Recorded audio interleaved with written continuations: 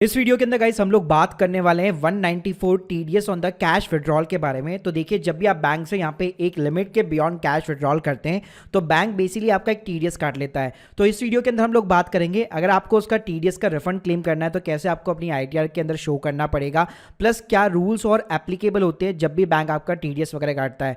तो गाइस ये सारी जानकारी मिलने वाली है आपको इस वीडियो के अंदर। वीडियो को गाइस शुरू करने से पहले बताना चाहूंगा, अगर आप लोग एक एक्सपर्ट के थ्रू यहाँ पे कंसल्टेंसी लेना चाहते हैं या बहुत ही अफोर्डेबल कॉस्ट के ऊपर आईटीआर फाइल करके अपना टीडीएस का रिफंड क्लेम करना चाहते हैं तो उसकी लिंक भी मैंने आप लोगों को डिस्क्रिप्शन बॉक्स में दे रखी है। तो चलिए गाइस शुरू करते हैं। तो सबसे पहले बात करते हैं गाइस, आपका जो भी बैंक जहां पे जो है आपका टीडीएस वगैरह जब डिडक्ट करता है तो आपको कैसे चेकआउट करना है, प्लस कौन से सेक्शन के अंदर ये करता है। तो देखिए, सबसे पहले आपको अपने पोर्टल के अंदर लॉगिन करना पड़ेगा। तो गाइस इनकम टैक्स पोर्टल के ऊपर आपको सिंपली अपना एक यूजर आईडी और एक पासवर्ड डालकर एक अपना अकाउंट वगैरह बेसिकली यहाँ पे क्रिएट करना है। तो सबसे पहले हमें जाना है यहाँ पे एआईएस वाले बटन के अंदर, इसके ऊपर यहाँ पे आपको सिंपली क्लिक करना है, प्रोसीड बटन के ऊपर क्लिक करना है। उसके बाद में गाइस यहाँ पे आपको एआईएस का टैब दिखता है और यहाँ पे आपको टीआईएस करके टैक्स पेयर इन्फॉर्मेशन समरी का टैब दिखे। तो गाइस इसके अंदर आप यहाँ पे देख सकते हैं, यहाँ पे टीआईएस के अंदर ही आपको अगर आपका टीडीएस वगैरह कटा होगा तो आपको अलग से एक कॉलम दिखेगा कैश विड्रॉल का, जिसके अंदर प्रोसीड वैल्यू के अंदर आपको जो है अमाउंट दिखने वाला है कि कितना आपने कैश विड्रॉल किया है जिसके ऊपर आपका टीडीएस वगैरह कटा है। और गाइस टीडीएस का अमाउंट क्या है, इसके लिए आपको वापस ई फाइल वाले सेक्शन में जाना पड़ेगा। यहाँ पे आपको चेक करना है व्यू फॉर्म 26 AS, इसके ऊपर आपको सिंपली क्लिक करना है। तो गाइस यहाँ पे आपको सिंपली अपना जो असेसमेंट ईयर यहाँ पे सिंपली तरीके से सिलेक्ट करना है, जैसे कि मैंने 23 और 24 सेलेक्ट कर लिया और व्यू एज ए एस्टिमेल यहाँ पे आप कर सकते हैं। तो गाइस यहाँ पे आप देखेंगे जो भी बैंक होगा, यहाँ पे आप देख सकते हैं स्क्रीन के सामने सेक्शन नंबर 194N के अंदर आपका बेसिकली टीडीएस काटा जाता है। तो जितना भी अमाउंट जो आपने एक्सेस के अंदर विड्रॉल किया होगा और उसके ऊपर यहाँ पे आपके बैंक ने जो भी गवर्नमेंट को टीडीएस डिपॉजिट कराया आपके पैन कार्ड के अगेंस्ट में, वो सिंपली तरीके से यहाँ पे जो है आपको फॉर्म 26 AS के अंदर दिखाई देता है। अब गाइस बात करते हैं कि बेसिकली इसकी लिमिट क्या है कि जिसके बियॉन्ड जाने पे बैंक आपका टीडीएस काटता है। उसके बाद में मैं दिखाऊंगा आपको कि आईटीआर के अंदर आपको कहां पे शो करना है अगर आपको रिफंड वगैरह क्लेम बैक करना है। तो देखिए 194N के अंदर सिंपली जो है अगर आप एज ए सम या फिर एग्रीगेट ऑफ दिस सम के अंदर विड्रॉल करते हैं कैश, यानी मान लीजिए टुकड़ों के अंदर भी चाहे करना चाह रहे हैं पूरे साल भर के अंदर या एक साथ ही पूरा अमाउंट यहाँ पे विड्रॉल करना चाह रहे हैं, तो इसके अंदर सिंपली दो तरह की लिमिट दी गई है। एक लिमिट वो है जो उन्होंने मान लीजिए कभी भी आज तक जिंदगी में अपनी आईटीआर इनकम टैक्स रिटर्न यहाँ पे फाइल नहीं की है, तो अगर उन्होंने पिछले 3 सालों के अंदर कभी भी इनकम टैक्स रिटर्न फाइल नहीं की है तो उनके लिए जो लिमिट है वो 20 लाख रुपए की है। अगर कोई बंदा जो प्रॉपर रेगुलर तरीके से इनकम टैक्स रिटर्न यहाँ पे फाइल करता है तो उसके लिए जो लिमिट है वो 1 करोड़ रुपए की दी गई है। आपका इस बात करते हैं कि इस पे रेट क्या लगेगा टीडीएस का। तो देखिए, जो भी लोग यहाँ पे इनकम टैक्स रिटर्न यहाँ पे फाइल नहीं करते, पिछले 3 सालों में कभी भी नहीं की उन्होंने, तो 20 लाख के बियॉन्ड अगर वो कैश का विड्रॉल करेंगे तो 2% का यहाँ पे टीडीएस कट जाएगा। मतलब 20 लाख तक कोई भी टीडीएस नहीं कटेगा, लेकिन 20 लाख के जैसे बियॉन्ड विड्रॉल करना चाहेंगे उसके ऊपर 2% का टीडीएस कट जाएगा और ये 1 करोड़ तक यहाँ पे एप्लीकेबल होने वाला है। 1 करोड़ के बियॉन्ड की बात करूं तो ये 2 से बढ़ के सीधा 5% हो जाएगा। वहीं पे गाइस दूसरी कैटेगरी के लोग जो रेगुलर बेसिस पे अपनी आईटीआर वगैरह प्रॉपर तरीके से फाइल करते हैं, तो उनके लिए जो लिमिट है वो सिंपली 1 करोड़ की लिमिट है और रेट भी यहाँ पे 5% का नहीं, सिर्फ 2% का रेट है। यानी 1 करोड़ के ऊपर अगर आपने विड्रॉल किया तो 2% का आपका टीडीएस कटने वाला है। साथ में गाइस जिन लोगों ने अपना पैन कार्ड बैंक को दे ही नहीं रखा तो उनके लिए तो बहुत बड़ी मुसीबत है, क्योंकि वहां पे टीडीएस का रेट सीधा 20% का है और वो अपना रिफंड वगैरह भी क्लेम बैक जो है नहीं कर सकते। अब गाइस बात करते हैं कि यहाँ पे टीडीएस कटता कैसे उसकी कैलकुलेशंस होती है, क्योंकि आप लोग ये सोचेंगे कि आप मैं एक साथ अगर इससे बेटर है मैं कभी भी 20 लाख के बियॉन्ड विड्रॉल ही नहीं करता, तो ऐसा नहीं होता है। मान लीजिए अपने फाइनेंशियल ईयर की बात करता हूं, जैसे एग्जांपल देना चाहूंगा, मान लीजिए आपने अप्रैल के अंदर 14 लाख रुपए जो है विड्रॉल किया, तो यहाँ पे आपकी ऑब्वियसली बात है 20 लाख को लिमिट क्रॉस नहीं हुई तो कोई भी टीडीएस नहीं कटेगा।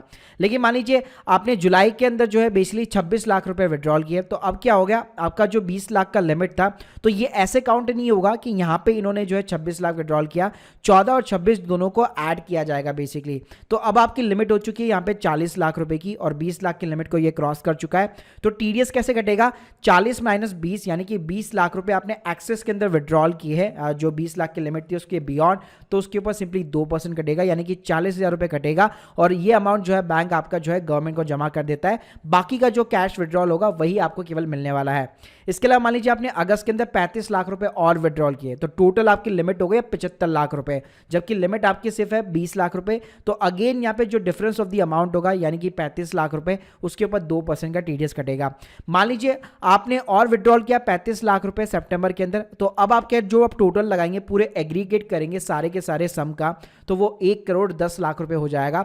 अब 1 करोड़ के बियॉन्ड तो 5% का रेट है, तो यहाँ पे कैसे लगेगा, तो 75 और 110 का अगर आप डिफरेंस निकालेंगे तो उसमें केवल 25 लाख के ऊपर जो है 2% लगेगा लगेगा और बाकी का जो 10 लाख रुपए उसके ऊपर 5% लगेगा। फिर मान लीजिए वापस आपने 1,60,00,000 की अगर लिमिट को क्रॉस कर दिया, 50 लाख रुपए और निकाल लिया, आपने कैश विड्रॉल कर लिया, तो पूरे के पूरे 50 लाख के ऊपर ही 5% यहाँ पे टीडीएस लग जाएगा। तो यहाँ पे ऐसा नहीं होता है कि अगर आप छोटे छोटे अमाउंट के अंदर भी निकालना चाहते पूरे साल भर के अंदर, लेकिन अगर आप 20 लाख की लिमिट को जो है क्रॉस कर जाते तो अल्टीमेटली आपका टीडीएस यहाँ पे जो है डिडक्ट हो जाता है। अब गाइस बात करते हैं कि इसको अपनी आईटीआर के अंदर यहाँ पे कैसे शो करना है। तो पहली चीज ये कि जिनका भी यहाँ पे कैश विड्रॉल के अंदर टीडीएस कटता है वो कभी भी आईटीआर 1 तो फाइल ही नहीं कर सकता, मतलब आईटीआर 1 उनके ऊपर एप्लीकेबल ही नहीं होती। उनको या तो आईटीआर 2 या आईटीआर 3 या फिर आईटीआर 4 के अंदर अपनी प्रोसेसिंग वगैरह करनी पड़ेगी। तो देखिए गाइस हमारे चैनल के ऊपर हम लोगों ने यहाँ पे पूरा एक प्लेलिस्ट बना रखा है आईटीआर 1 2 3 4 के ऊपर। तो मैं सीधा ही आपको डायरेक्टली ले चलता हूँ कि आपको बेसिकली अपना जो टीडीएस होता है वो कहाँ पे क्लेम करना पड़ता है। तो देखिए ये आईटीआर 2 का हमारा पूरा फॉर्म है।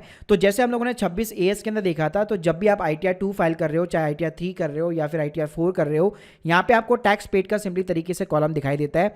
तो इसके अंदर गाइस क्या होता है, यहाँ पे एक टीडीएस 2 करके आपका जो है बेसिकली आपको कॉलम मिल जाएगा other than the salary income. इसके ऊपर आपको क्लिक करना है और यहाँ पे जो ऑटोमेटिकली जो आपको प्रीफिल डिटेल्स मिल जाएगी, लेकिन आपको यहाँ पे एक चीज करनी पड़ेगी कि आपका जो भी टीडीएस कटा है उसके ऊपर आपको चेक बॉक्स करना पड़ेगा, एडिट बटन के ऊपर क्लिक करना पड़ेगा। और गाइस जो भी यहाँ पे आपका टीडीएस कटा है, जितना भी आपका टीडीएस कटा है, तो आपको हेड ऑफ द इनकम यहाँ पे सिंपली तरीके से सेलेक्ट करनी है। अब देखिए head of the income normally ये होता है, अगर ये इनकम मान लीजिए अगर आपकी एफडी के इंटरेस्ट के अगेंस्ट में घटी है तो हो सकता है आपने अदर सोर्सेज के अंदर वो इनकम दिखाई हो, लेकिन यहाँ पे आपका जो कैश विड्रॉल होता है वो अल्टीमेटली आपकी कोई भी इनकम नहीं होती है। तो यहाँ पे आपको एक अलग से कॉलम मिल जाता है नॉट एप्लीकेबल का, और यहाँ पे लिखा हुआ भी होता है अगर टीडीएस डिडक्टेड है 194N के अंदर, तभी ये आपको जो है head of the income basically select करना है। तो जहाँ पे भी आपका टीडीएस कटा हुआ है वहाँ पे सभी जगह पे आपको हेड ऑफ द इनकम जो है ये वाला बेसिकली सेलेक्ट करना पड़ेगा, तभी यहाँ पे आप अपनी आईटीआर वगैरह फाइल कर पाएंगे। गाइस इससे होगा क्या, आपका जो भी टैक्स वगैरह बन रहा होगा वो सिंपली उसमें सेट ऑफ हो जाएगा। अगर टीडीएस आपका ज्यादा कटा हुआ है कैश विड्रॉल के अगेंस्ट में, तो आप देख सकते हैं यहाँ पे आपका सिंपली तरीके से रिफंड वगैरह बन जाता है। और जैसे अपनी नॉर्मल आप आईटीआर वगैरह फाइल करते हैं, इसी तरह से आप अपने इस वाले टीडीएस अमाउंट को भी एज ए रिफंड यहाँ पे क्लेम बैक कर सकते हैं। लेकिन गाइस इसके साथ में मैं आपको एक और चीज बताना चाहूंगा, अगर आपको बिल्कुल भी नॉलेज नहीं है आईटीआर फाइल करने का तो आपको खुद फाइल नहीं करनी चाहिए, क्योंकि इसमें आपको डिफेक्टिव का नोटिस भी मिल सकता है। तो मैं आप लोगों को हमेशा रिकमेंड करूंगा आपको एक टैक्स कंसल्टेंट की हमेशा यहाँ पे मदद लेनी चाहिए, जिसके लिंक मैंने ऑलरेडी डिस्क्रिप्शन बॉक्स के अंदर दे रखी है। So guys hope you like this video, please subscribe channel. बाकी आईटीआर 2 3 4 कैसे भरी जाती है उनकी प्लेलिस्ट की लिंक भी मैंने आप लोगों को डिस्क्रिप्शन बॉक्स में दे रखी है। Thank you guys, thank you very much.